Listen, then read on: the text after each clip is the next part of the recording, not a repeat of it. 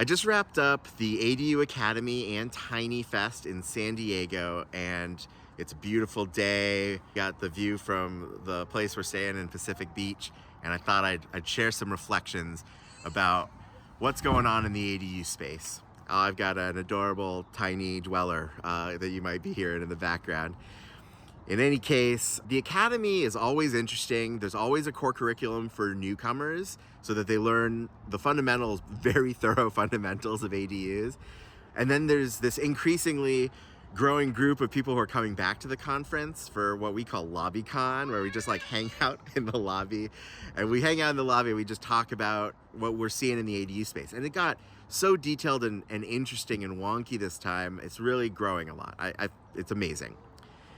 And so I thought the two big takeaways that I'd share are very related, actually. There's this increasing trend toward ADUs being used in multifamily dwelling situations, right? So that's like more than one ADU on a property. Over the past couple of years, the HCD, the government agency that regulates ADUs in California, they've kind of made it very clear that even single-family properties can have multiple ADUs. At the same time, multifamily dwellings, now they can have up to 8 additional detached ADUs if they have 8 existing. That's a large amount. And in places like San Diego, it is especially obvious because they have a bonus ADU program that if you're deed restricting some of the ADUs as affordable and you're within a transit priority, blah, blah, blah, there's like all these ifs, then actually you can do a large number of what they're calling accessory dwelling units. But we're getting to numbers like 16 units on a property in a single family neighborhood. We're getting to projects with even in the 100 plus. So super interesting use of the word accessory is what I would say is a trend in the space. And it was fascinating because even with stout supporters of accessory dwelling units getting together and talking shop, you can see some of the dividing lines of what we think is the best policy moving forward. And I don't want to get into all the sausage making right here, but my reflection coming off of the event is there's a lot of different ways to implement successful accessory dwelling unit policy.